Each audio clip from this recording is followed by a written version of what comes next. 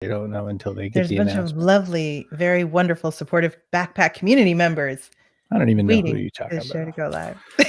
Who are you talking about, Willis? I'm talking about everyone. Yeah, we do have a lucky, group of people. What a crowd today, though, man. We have a show. We got three guests in the same show today, so it'll be a little longer today. We're overachieving the backpack show. We usually have 2 guests. This time we had 3 because we just really wanted them all. So right, I couldn't wait. You got to catch them all. So we have a firefighter who lifts burning weights. Well, I don't think he does it like daily, but when he retired, he deadlifted. That's what I think. He had a little curl. He just like 85 pounds of weights while in his full firefighter gear, and the weights were on fire. Mighty. Nashville area dancer Robi Show. Dancer, choreographer, musician, artist. She's amazing. Handsome Justice Washington. Justin. Oh, he would be a terrible Justin. Handsome Justice Washington, who's a voiceover talent. I think he could say whatever name and it would sound great. John is the thing. You could say like Algernon and it would sound really good. Algernon's a show. Hi, and look, Michelle's here. We were just chatting an email right before this. And hi, Chloe from Scotland. Carol checking in for Canada. Thanks, Carol, who pointed out that the BP Live link was broken somehow, and I was grumpy, and she fixed it. So I didn't do it.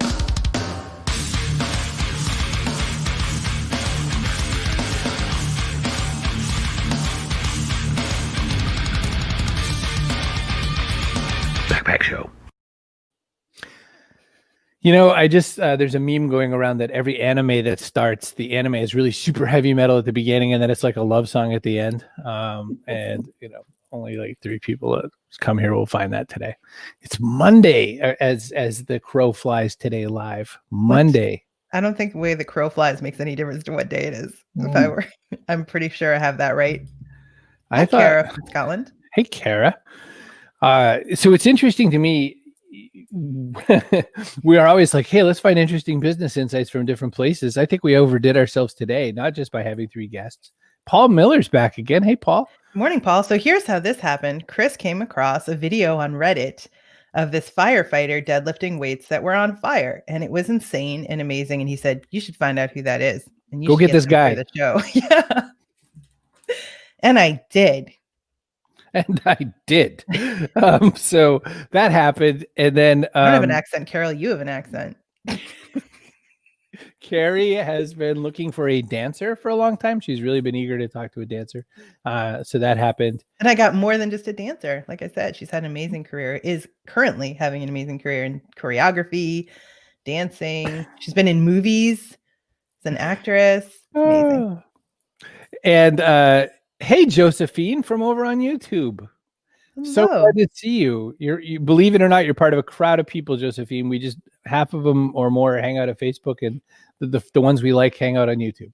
And I think it's happy. We like them all. But I think the theme today is actually overachievers, because Justice Washington, he's a voiceover actor, but he's also a dancer, performer, comes from a family of musicians. So this is it. We've got a crowd day today. And also, I mean, when I find people like Justice, I just like love one of their videos or something, and then go find their Twitter and like beg them to be a guest. And they're like, weird, man. Okay. It's better than get in the van. That's all I could say about that. Take him to a secondary location. Secondary location. Josephine is, I guess, a Carol friend. All right, listen, let's grab Ed Kranski on here. This is, so fun. Burning weights. Like, what can you do about that? I don't know. What would I do about that? Run away. Run away. Call the fire department. Ed. Hey, good morning. Good morning. Thanks for reaching out, Chris, Kerry. Good to see you. It's not a stretch to see a firefighter throw on his, uniform or whatever you call your gear to do a workout or something. Like I've seen it happen, like in CrossFit, when people want to do, a Murph for honoring Michael Murphy and that sort of a thing, or they want to climb all the stairs of the World Trade Center and all that. There's a lot of reasons why you lift in your uniform. You threw fire into the mix, which, of course, is a little dramatic. I want to know how that idea started. And like, did you test it with some other stuff first? And how'd that go? Well, my background, I was all the way back in 1996. I set the all-time Olympic firefighter Olympic record for the most weight ever lifted. And basically through my entire fire career, and let me make it clear, at 54 years of age, if I were to go back to the fire department now, I'm still the strongest firefighter in the state. There's no question about that. So my love of, you know, I was blessed to be a firefighter. I worked for the greatest fire department in the world, Palm Beach County Fire Rescue. You know, they best firefighters, paramedics in the world, best department. I was blessed. And the love I had for my career and what I was known for, you know, I was known for the firefighter that lifts a lot of weights. And this was my last day after 30 years. It was my crew, Mike and Chris, two of the guys I worked with, who also lifted with me at the station. Kind of more their idea. They're like, hey, you know, why don't we blend the two? Why don't you, you know, let's go out there and get, you know, something crazy heavy on the bar, light it on fire, do it in your full gear. And it went far more it wasn't meant to go viral. It was really more a tribute to my own crew and kind of a reminder that even though I'm 30 years and out the door, I'm still the only person that could do this. And wow. Yeah. You know, it reminds me of Michael Clark Duncan, you know, really big, strong actor. So he was working construction or something, and all his coworkers would be like, hey, Hollywood, because he just looked like Hollywood. I look at this and I'm like, you look like Hollywood. Like that's what happened to him. Yeah, that was great. Yeah, that guy was a monster.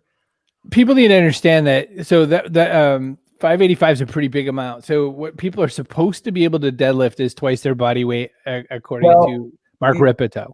Probably the one thing that, you know, a lot of people like, I'd get people like would comment on that video like, oh, I've got to try that.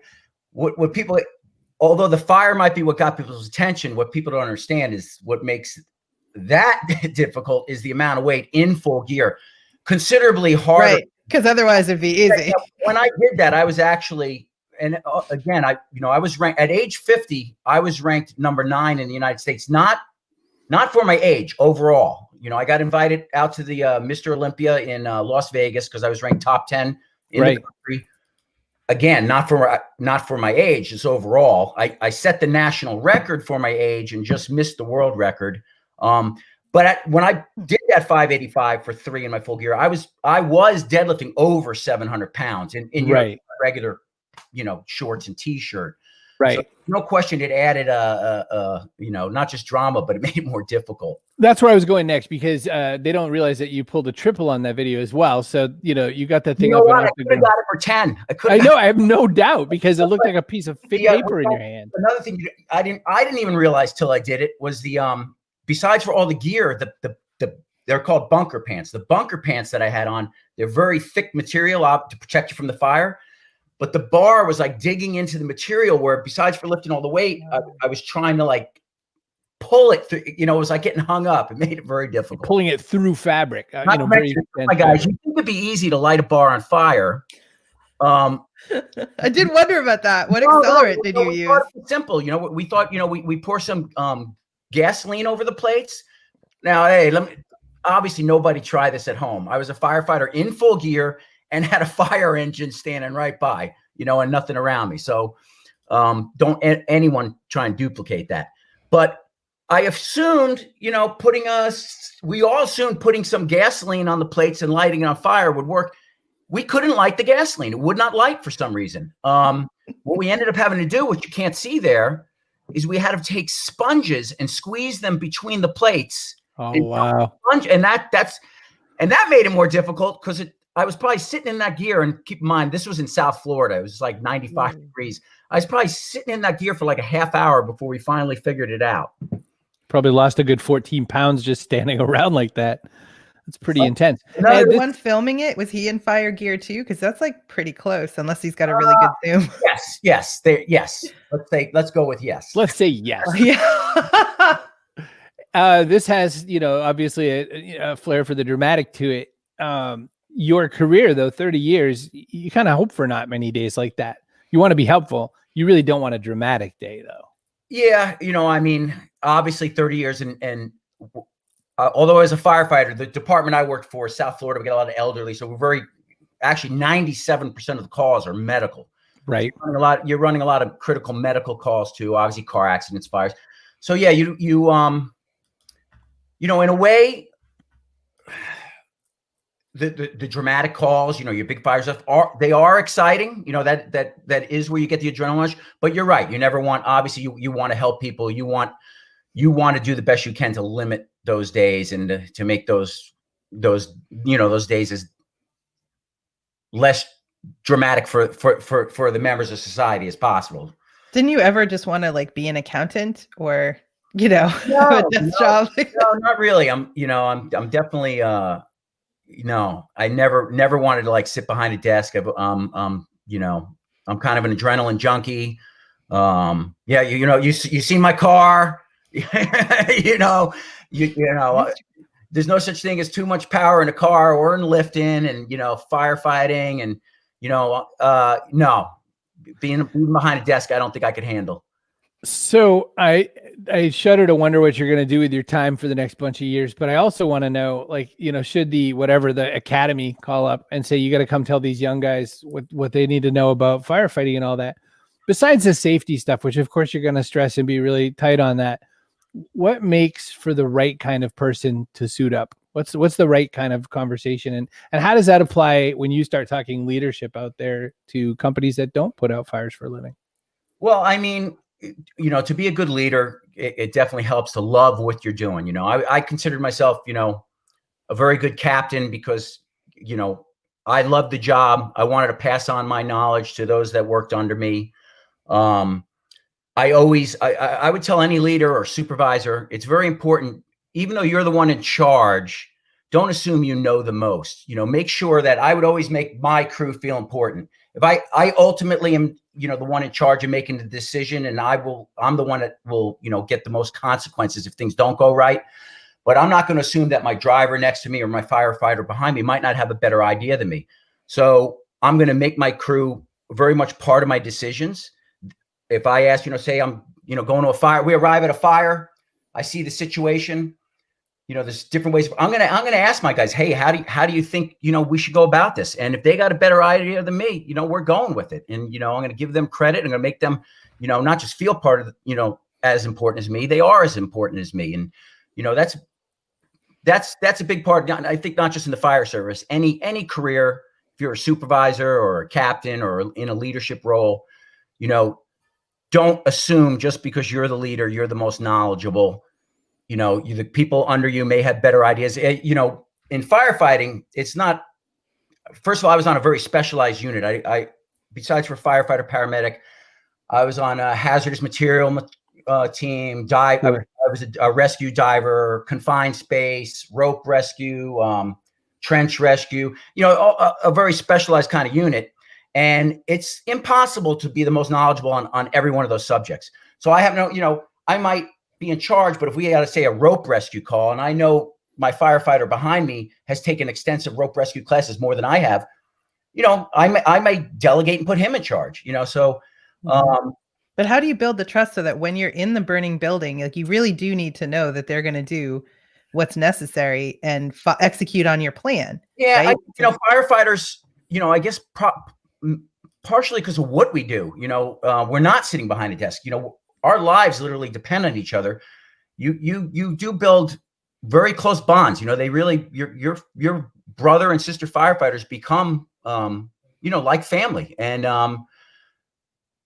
so you know them like your family, you get that feel if you could trust them and just that reinforcement of constantly every day, both training and in real life, going into firefighters together, going into fires together, running serious medical calls. You do see tragic things. We go back to the station and, some things don't always turn out so good, we do see some horrible things and we're with each other through those terrible times and that makes us stronger. And, I have no question that, any of the firefighters, male or female that I've worked with, if I was down or in trouble, they'd be there for me and they know, I got their back.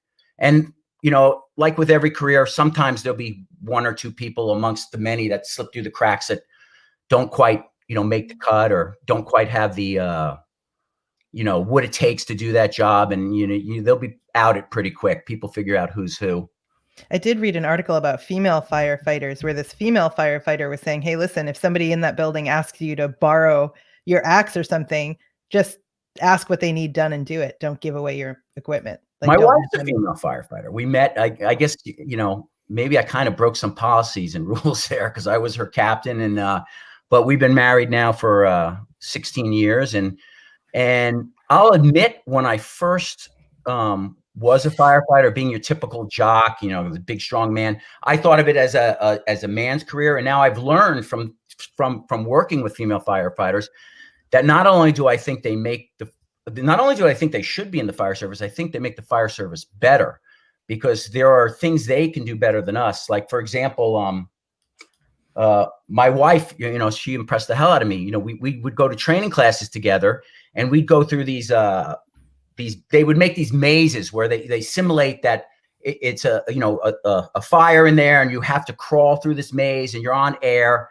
and there's one way in, one way out. They'll simulate like there was a roof collapse behind you. You can't go back out the exit. You got to forge ahead. You'll come to places where you actually have to bust through a wall, continue to the other room. Well, out of like 100 people that went through this particular course I'm talking about, 99 of us would have died, myself included, because being a big guy that uses a lot of air and who can't fit through small spaces, didn't make it. But my wife, the only one, in one side, out the other, still on air and still would have been alive. And, and that very same, this was called the Orlando Fire Conference. A lot of firefighters all over the country go to this thing, and they teach different classes, and, you make a nice weekend of it. There was another scenario where we had to rescue somebody from a second-story building. You had to cut a hole through the floor, and you had to make a long story short, it was a timed event. There were like 35 teams of 5. Every team of 5 all 5 were males, except on my team, there was my wife and another female, maybe she's watching, Chrissy Phillips. Hey, Chrissy. Yeah. And not only did we have the fastest time of the 35 teams, again, we not only had one female, we had 2. We were a team of 5. And till this day, I've heard that the time, they do the same scenario every year at the Orlando Fire. No one's ever come close to matching our time. And it's a perfect example of how men and women can work perfectly together. The reason we were so fast is we had to cut a hole in the floor with hand tools, axes and stuff. And then you had to put a firefighter down in the hole to tie up the patient, pick them up through the hole.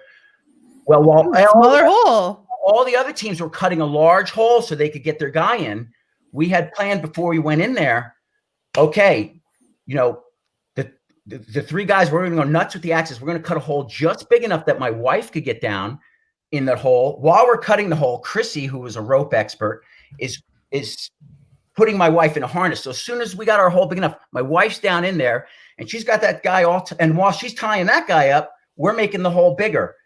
Mm-hmm. Meanwhile, everyone else is still making the big hole. So it just shows you how men, how men and women work great together. I think diverse teams are the key to success in every context. This has been amazing. I talk a lot. I'm going off track. No, don't go anywhere. Well, don't go anywhere, but we do have to say thank you and boot you to the back of the stage for a minute. But Ed Kranski, thank you so much for coming and being part of this today. No, I'm so good. Thank you very much. Stick around. Nancy says firefighters could write a very interesting book about their working lives. So could nurses. I'll tell you, my sister's a nurse. Nancy was married to a firefighter. She pointed out earlier too. Husband was a firefighter. Yeah. And Josie, by the way, now I remember we talked on LinkedIn earlier. I was making it like I had just ever met her for the first time, but we talked on LinkedIn. I totally remembered. So it's all good. And Kara over in Scotland also says, I loved your story. So Ed, good story said. All right. We got to do a little bit of love to some people besides you who we love the most. Hey, Debbie. And then we're going to talk to Ashley and Robi. I know, but real name Ashley. Got the whole thing. Robi. All right. Listen, want to make your own show? It could be better. You never know. Make your own damn show. See Brogan.me/StreamYard. You can make your own show just like this. Some of our guests are already backstage going, man, this thing's pretty cool. I got to check it out. Check it out, bitches. This is very nice guests. You can make a show just like this. You're going to love it. See Brogan.me/StreamYard. Get some of this. Make a show. Bring your own firefighter. That is right. They don't provide that for you. Hey, authors, you wrote your really amazing, awesome book that no one read. You should get a site like this on PubSite. Go to pub-site.com and maybe people will read your book because they'll find it on your really cool made website. Kerry, talk about the website for a minute. So writing the book is by all accounts the hard part, but if you've never built a website before, it can be a little intimidating. So if you need a website to promote yourself as an author, to promote your book, pub-site.com. is super easy to use. You could build your website yourself. It would take you less time than it probably took you to write your like acknowledgments page. So definitely use it. If you don't want to build it, if even as easy as it is, you just don't want to, they'll build it for you. There's a 14-day free trial, so you can check it out. And it's just after that, $19.99 a month. So get your author and your book website, pub-site.com, powered by FSB Associates, the best book publicity firm in the business. And I have thought so since before the Backpack Show was even a thing. So believe me. Yeah. Ozzy Burke and her team are awesome. Kerry has been right on that little boat. By the way, they sponsor Person of the Day, who we'll pick later. Hey, So you should possibly pick now. There's just many. There's a lot of Persons of the Day contenders right now. They're chatting it up. Robi says her uncle is an author who wrote an amazing book, so she's going to put him onto pub-site.com. Well, he's a crappy website maker. You could tell him from me. So you could go to pub-site.com and make his own. Hey, Mish. Michelle says she's going to start her own show in a couple of weeks, thanks to StreamYard and us. So and you. Clearly. All right, let me hit a button. I'm going to bring in a guest. Hey, Robi. Hello. Hi.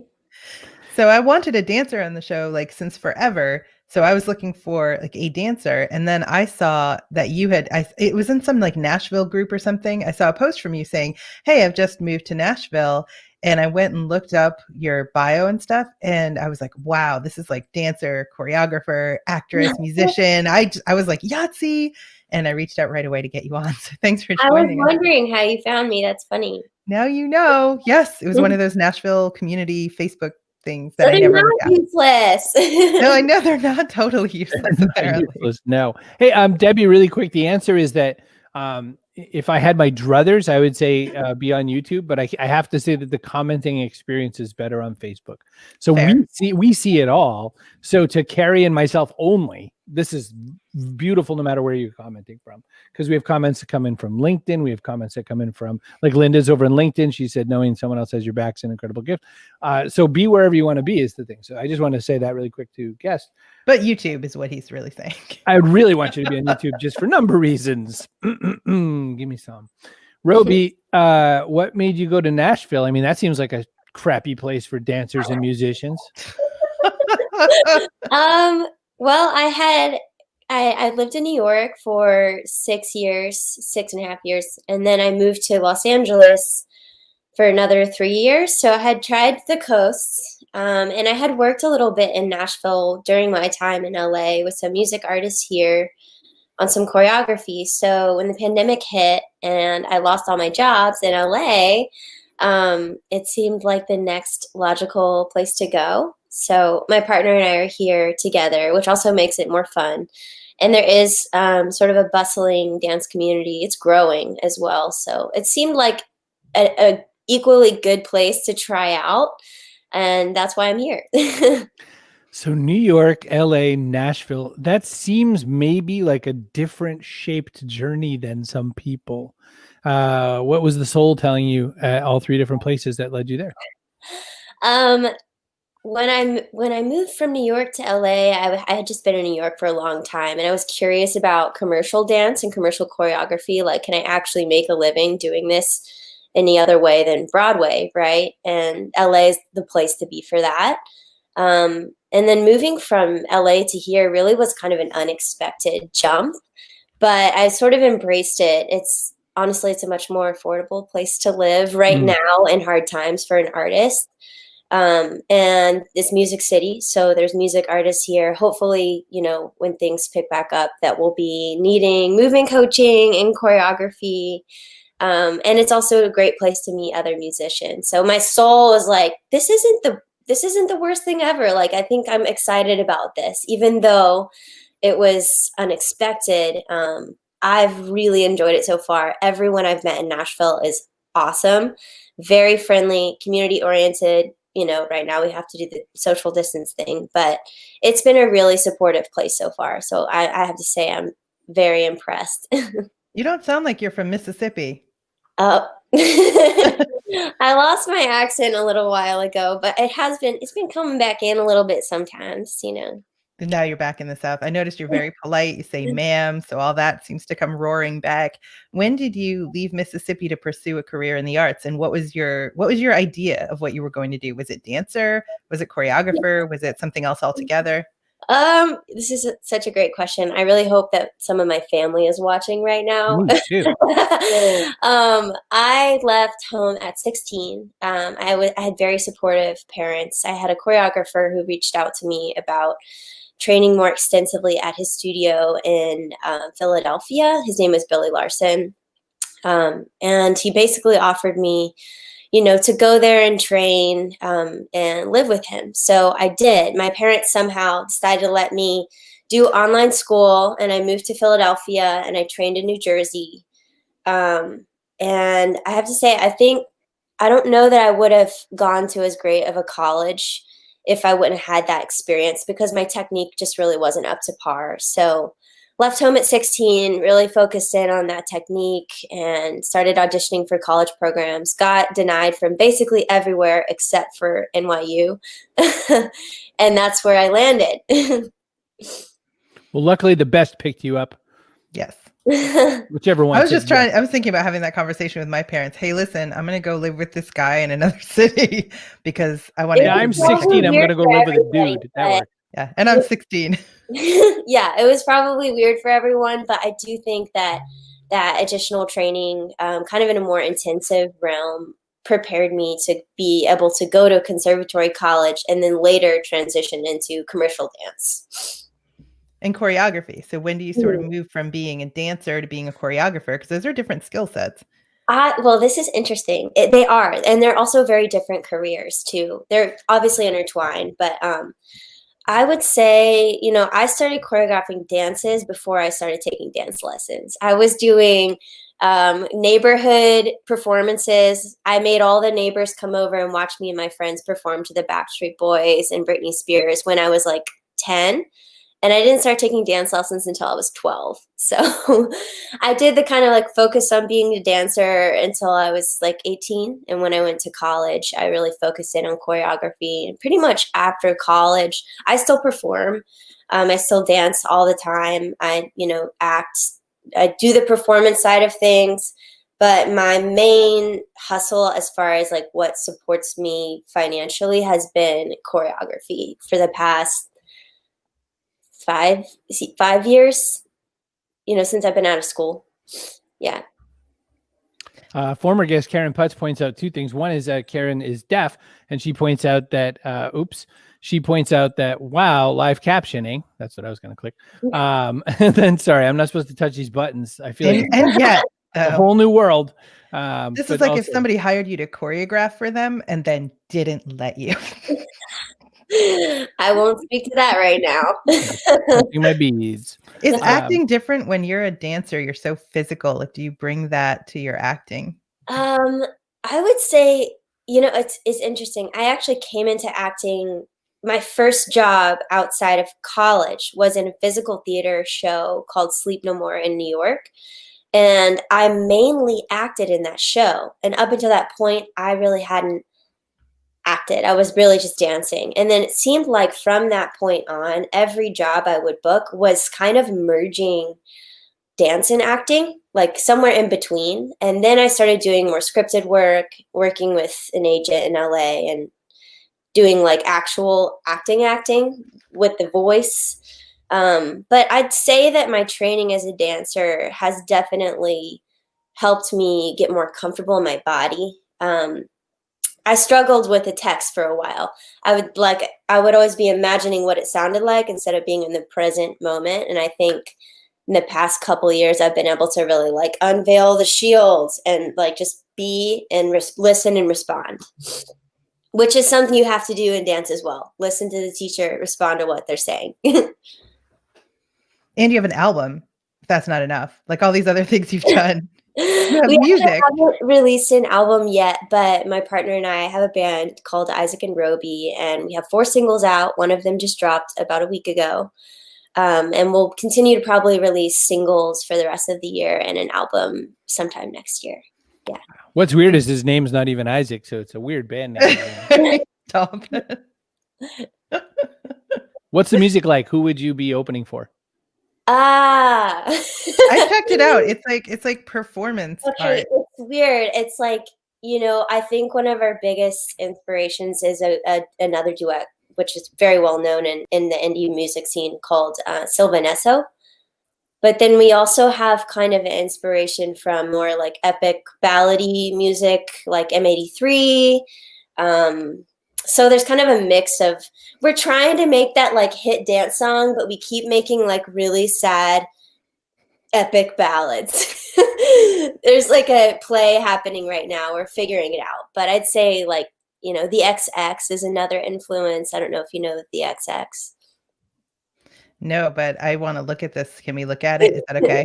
If I look at your YouTube, is that all right? Hold You on. can go to the Spotify. Cool. It's Isaac. But the YouTube, you'll be able to see what your video and how cool it looks. Oh, yes. Amazing. This So is my friend Holly, who self-directed, edited, and danced for our first music video that we made. Wow.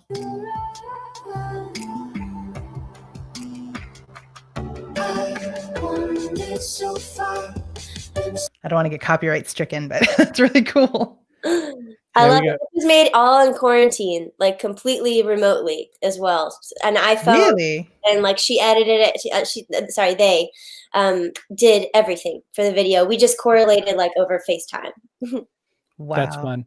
That's fun. That's not how it's normally done, by the way, in Nashville. I know like you're new to the scene, but they get together and have these epic jam sessions and come out of it with this amazing project and stuff. And you're kind of having to go about it the very hard way. Right. That was actually our last project in LA. But still, like, yeah, Nashville is very different kind of than LA right now. One of my favorite things about the Backpack Show is the community we serve. And Chloe from Scotland says she loves the way all your passions and skills intertwine and allow you to bring unique perspective to what you do, whether acting or dancing or choreographing. Yeah. Choreographing, like a verb, I don't even know. But that choreographing. I put the wrong emphasis on the wrong syllable. That's amazing. What do you think? If you couldn't do this, I mean, you went through the pandemic, like all the performers and educators and entertainers and that sort of a thing. If you couldn't do this and you weren't allowed to go back to crap jobs like waiting tables or something, what would you re-envision your career to be? And what parts of what you've done through your years of music and dance and choreography can you drag to those other places? So you're asking if I can't go back to the career that I've been building, but it's all over. You can't be an entertainer and you can't be a server. Now what? Maybe like something with the body, like massage therapy, or I've also always kind of been interested in movement therapy. I actually feel like my dance class is kind of a lot of already geared in that way, but maybe something that kind of gives back either to the body or the body and the mind, massage therapy, movement therapy, something like that, we're still connected. Deadlift. Yeah.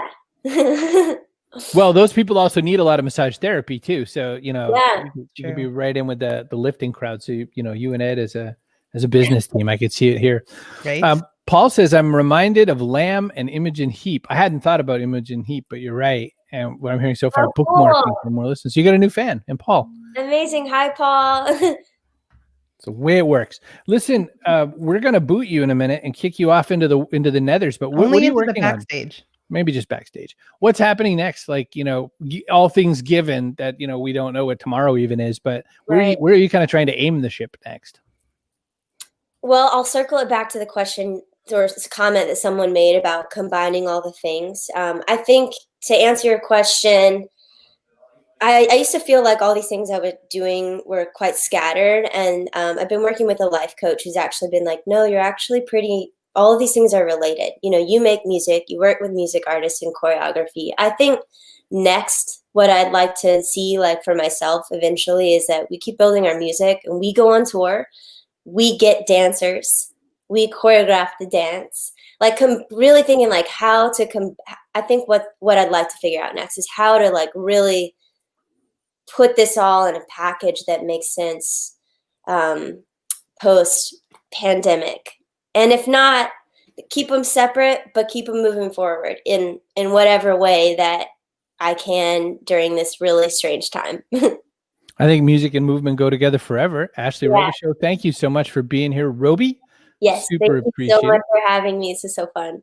So We have a good. comment. Ashley is such a beautiful dancer. Watch some of her videos on Instagram. Thank you, exaltus.ca. That's Carol. That's Carol double over on dipping. YouTube. She threw a YouTube up as a recommendation, like do both. So, Yeah. all right, kicking you back, Robi. Boop there. Here we go. Who was it that said they liked the boop? Oh, John Harrison. Because John it seemed Harrison more said- polite than just He said Bye it's now. nicer than when you say I'm kicking you. He goes, just say boop. he's not wrong. He's not wrong. So Justice, how did you find Justice? My fault. I landed on him in a YouTube. So Justice is a gamer and a YouTuber and a commenter and many things, dancing and all that. I mean, it's Brooklyn. What do? You have to do all the things, and he has to be All these extra guests like today that. do all the things. I Extra. feel lazy. All extra. By So comparison. I watched one and I was just like, emotionally embedded immediately. I was just like, I like this guy. He's really funny. He's really he's making me laugh, and I just really like the energy. I should tweet him and see if he thinks I'm a weirdo with a white van full of candy. And he responded because he's a bad judge of character. So that's all I can tell you about that. So Okay, let's get him in here. Oh, yeah. Justice Washington, also known as Whoa. Segi VA for your voice acting. Hello and good morning. Good morning. You can't tell that you're a voice actor right out of the gate. I mean, it's Not at pretty, all. people Not are at like, all. what? Why? No one can Wait, tell. but so your voice dropped and you're like 14, right? Oh, So yeah. this is what you sounded like at 14. Yes, it And you is. would prank your not friend. this refined. I didn't sound this refined. Like, of course, I kind of tried to stay in the like, oh no, this is where my voice kind of sits when I'm a teenager. But like over time, I was like, oh wait, what if I use the bass? Yes. Could you like order whatever you wanted over the phone and people would just believe you? I mean, not on the phone. I really wasn't where it was a Because more. I more would so go just to a like, hotel and order lots of Oh stuff. my god, no. The first thing I would have done. I would get you out of school every day. Sorry, you can't come in today. This is his dad. I mean, I'm his dad. That doesn't work because my dad's a teacher, so Oh. Ouch. he would have known. Music Both mom teacher. and dad. Oh, both your parents were teachers? Yes. both Oh, of my parents, man. like in the city school system. You were Mm. robbed. You were robbed of the experience you should have had. Hi, Mhm. Fazia. We're on guest number 3 today. Yeah, you're on guest 3, Fazia. This Catch day up. is chock full of goodness. So at what point then do you realize that you've got this voice that could be potentially like a career for you? Because this isn't what you were originally thinking of doing, right? Oh Voice no, acting. not at all. I originally wanted to be a smart person and went into college for biomedical engineering. Like you do. Yeah, One does. as you do when you're overachieving in high school and everyone's saying you're smart and um And you but- listen. I kind of tried to. It was really just like playing around with the voice all the time. I was always just making funny voices and doing things with people and playing online games and had a good microphone in front of my face usually. So it sounded, I was cheating most of the time. I was usually cheating because like my dad has microphones at the house all the time and I'm playing like Call of Duty on my Xbox linked into his Apollo Twin, going through multiple preamps into a USB into my PlayStation. And I'm like, good evening, friends. How are you? Like, it's crazy. I'm just doing evil stuff like that. And That's this is how I found amazing. him. This is how I found him. So, your YouTube, Segi VA, all without the underscore in this case, has over 200,000 followers and just roaring up. And you play a lot of different video games. You also do a lot of anime type stuff, a little bit of commentary about things like, the current games of the day. But I watched, I think the first one that I landed on that made me go down the rabbit hole like we do on YouTube is your Zenyatta Goes Mad. Oh Now, my God. We need to unpack old. just a little for Those are this. just So old. Okay.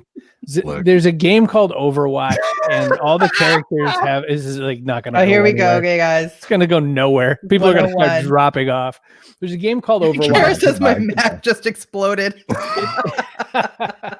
It's a team-based shooter, and the characters all have these voice lines and that sort of a thing, and so they have a bit of a personality in the game. So you're not just wearing a costume and shooting fake guns at other real people, but they have voices. And Zenyatta, Zen is in the name. This is a Q, Mhm. who's sitting there like in a lotus pose and is like I can give you harmony or I can give you imbalance and whatever.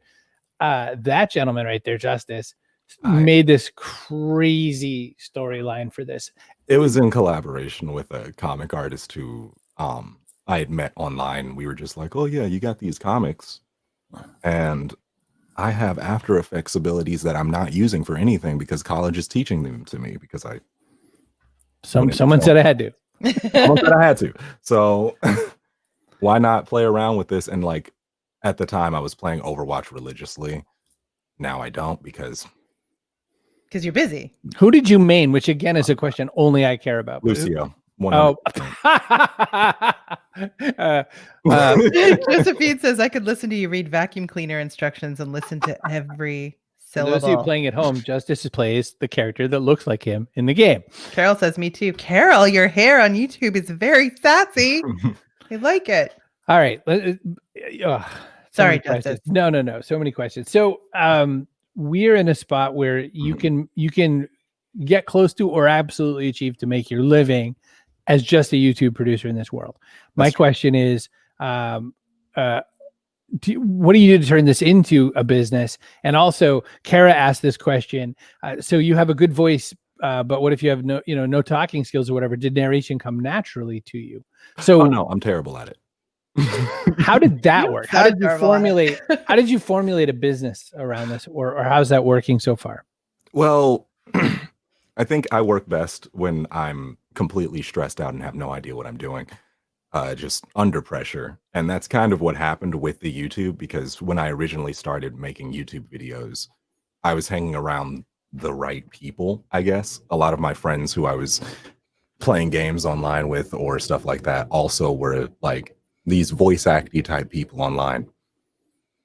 And I was just around them. I got pulled into like these narration kind of like fan projects for other games or stuff like that, and just started building an audience. And out of nowhere, once I started posting videos, the views started just racking up. And I was like, I am not prepared. I am not prepared at all. And like when you get 30,000 subscribers in 2 months from zero. You say that like I will know what that's like. I don't. Exactly. I still don't, because I was just kind of going crazy. When you get 5,000 in 15 years from zero. Yeah. Every time you take one of those dramatic pauses, I'm like, just waiting for the next syllable to drop. Like I can't not listen. It's like how John Wayne would put pauses in random places, you know? Well, so let me ask you a question about that, though, because you said a whole bunch of fan projects, of course, which we're doing for love, right? So you have that in common with John Bailey as well. We had John Bailey on Epic Voice Guy, who is the voice at Honest Trailers. And of course, several real projects, and real by what, he plays Bumblebee in movies and things like that. So, he's like a SAG-carded guy now. One tiny second. All right, guys. I am not prepared. No. The picture. Oh, like the hair. I want to get like a team. Carol. Team Curly. There we go. I'm curly. Okay. Don't do that straightness. All right. I had a point. John Bailey was doing a lot of these fan things as well, Justice. And at then some point, someone says, "Hey, what's your rate?" Exactly. Do you remember that day? Because I know you ran in a circle and said, I don't know. And you asked like 84 people. But then you asked your dad, but he doesn't get paid what he's worth. So and the first one says, whatever your number you throw, they're going to be like, no, that's way too much money. What did it actually start to settle into when you started getting real paid gigs doing this kind of a thing? Not what's your rate, but like, how's that process been for you to feel like you can do that and feel like now you can work on work? I'm still struggling with it. It's going to be a thing forever. You're going to just struggle with it. But like, the first time it happened, I was like, why are you trying? What do you want from me? What are you doing? What's going on? You're telling me you're going to pay me money for me to speak into a microphone, which I do for fun? No. But over time, you're just like, okay, yeah, this is a job. This is people do this. And honestly, a lot of the time, because I'm a child of the internet, I just Googled it. And I was like, hey, what do people cast for like rates on voice acting? What are rates for this? What are rates for that? And I was like, yeah, that looks like money you would get if you had skill. So I'm gonna drop that, which was a mistake. Don't drop your prices. And like I started like underselling myself drastically for stuff that, you know, people who were professional would have done like a long time ago. Stop look, it, my Justice. Instagram. Stop it. Yes. Oh, So look. we have access to the backstage chat, and Oh, so no. Robi was saying she was stalking you on Instagram, that you're an amazing dancer. So you have to bring up your Thank you. Instagram. Yes, I am also. I've was also a dancer like all through my youth. I was classically trained in a bunch of stuff when I was younger, and I just performed. And now I just do dance as more of a, you know, hey, this is what I do for fun. My guitar most of the instructor's time. here. Hi. Jason's here. Sorry, I was excited. Oh, well, Jason's here trolling for Robi. Robi. You know, Meet you could be a thing. Jason. So this is when you did your famous country moment where you're doing your line dance. So these performances must be a little different from the old days. Let me ask you the question of integrating your various setups and careers. You're doing voiceover. You're doing a bunch of other kinds of work. What was it like, or how is it like for you to try to represent yourself as that kind of multifaceted artist, which Robi was also talking about as well? What's that Take like? all my money. It's weird because I still don't know how to mix them really. Like YouTube is probably the best way to do that. I just haven't, like, especially for my dance, I haven't really commodified it. I really just use it for myself. The dance is 100% for me. Like I don't even though my people on my streams on Twitch all the time are like, when are you gonna make dancing videos? Like we're waiting. Like you have an audience for this, and I'm like, but I'm lazy. It does look like work. The dancing isn't the work, because that I do just all the time. I have headphones on. See, but this is like Ed saying, well, you know, I could have lifted that 585 pounds 10 times but it's like years of work goes into it. Of course, years of work goes into it. So now it's like easy, but decades of work. I mean, I'm curious if you sing. It's not enough for Carol that you dance and have an amazing voice and are a musician and so can you sing? Technically, yes. I don't actively do it. You passively do it. I get it. You passively sing. You hum? I mean, I hold a tune. Like, as I said, my dad, music teacher, also like a choir instructor and things like that. And even so, like my oldest brother was an opera singer and does teaching and stuff like that. But I have learned passively through my family's music to just sing. I don't do it it's not really what I'm going towards, you know. Like, of course, in voice acting, like, oh, I get cast in something like Disney, I'll have to sing. Yeah, whoa. Sure, you'll do it. You'll figure it out. Like right now, we look for all your other links, and of course, Michelle asked the one we don't have. What's your Twitch? Is it just? Oh, it's Segi VA. You did Twitter. Oh, did she ask for Twitter? Yeah. Twitch. No underscore. Twitch. Yeah, Twitch is just Segi VA. Twitch.tv/Segi VA. No underscore? No underscore. No, just on the Twitter. Because that other Segi VA got to you first. Yeah, it actually is, and I've talked to Twitter. All right, I'm getting ready to bring everybody back, but just at that moment, Robi decided that she had to go make a pizza, and she's got a little mini pizza in the pizza oven. So anyway, what's going on? I'm sure it's a regular size pizza. How do you know it's a regular size pizza? It's a little because I just do because dancing is hard work. Is how bagel bites. It's bagel bites. Dancing's hard work. You eat big pizza. I don't even dance, and I could eat a medium pizza by myself. Is how I know. I can eat a medium pizza by myself too, and I am frequently burning pizzas in the oven.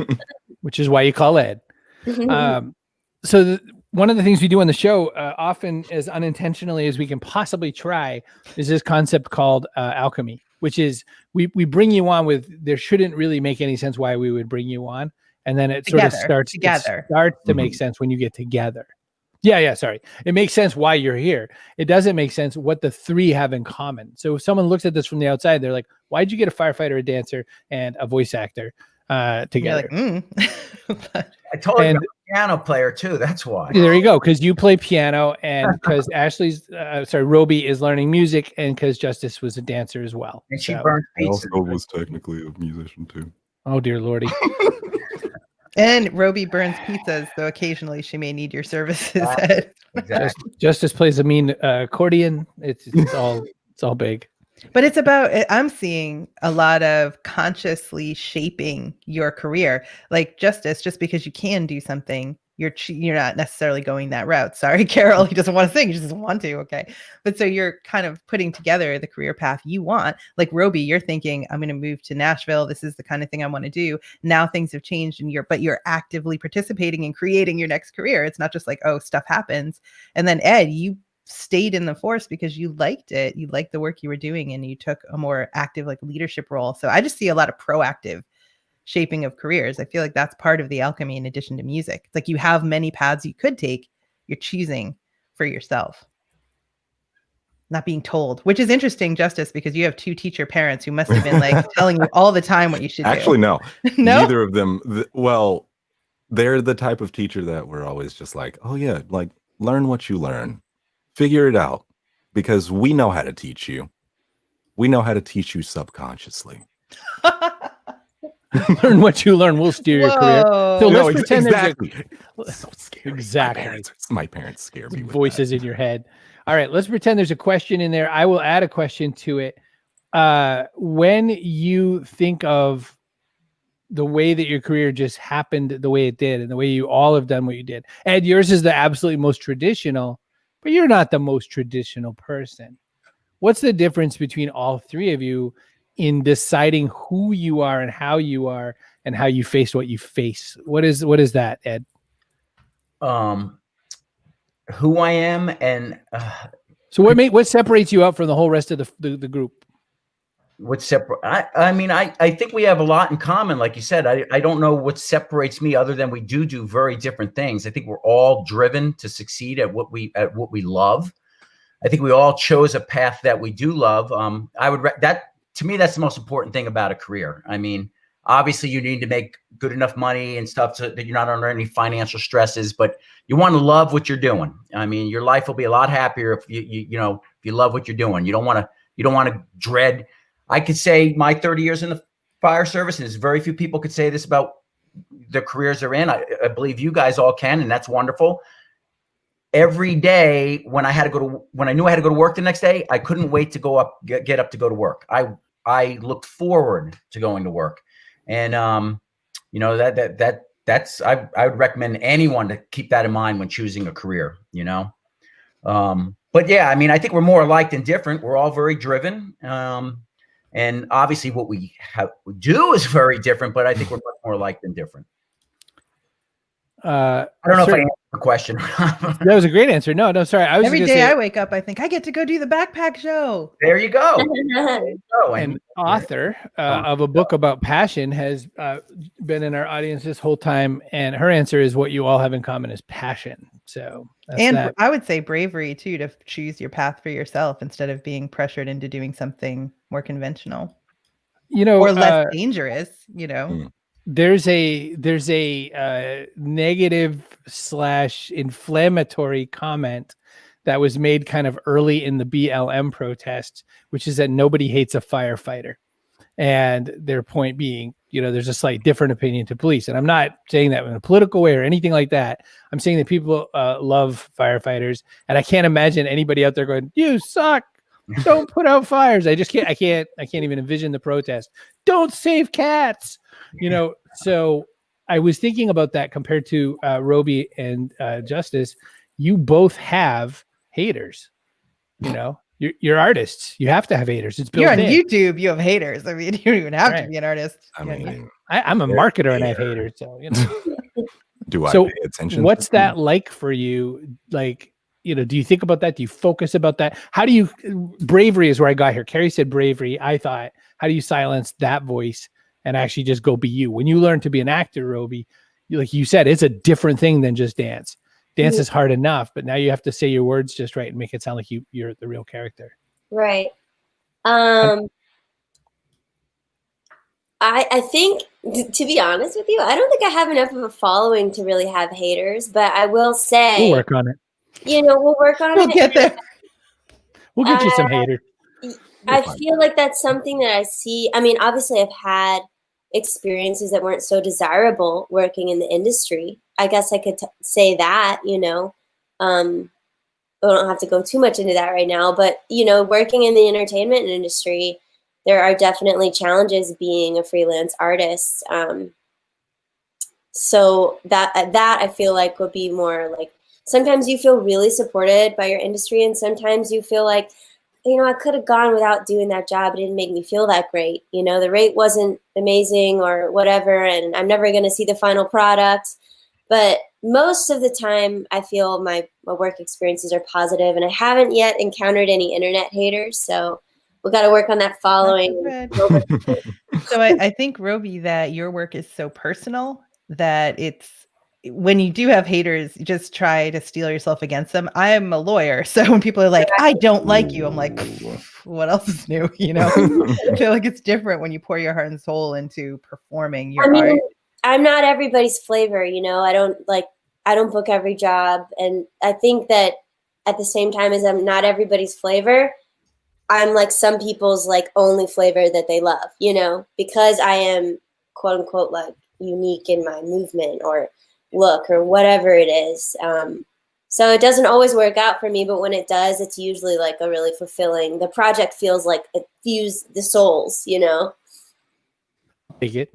All right, listen, we're at that part of the show. We jammed a lot into this episode because of you three incredible guests. So thank you for being here. And thanks to everybody who stuck around and checked out the backpack show. Sorry, distracting noise. So glad that Debbie was here. Listen, so the last question of the day, and it is a small question with a small answer. So we're looking at a sentence or two tops.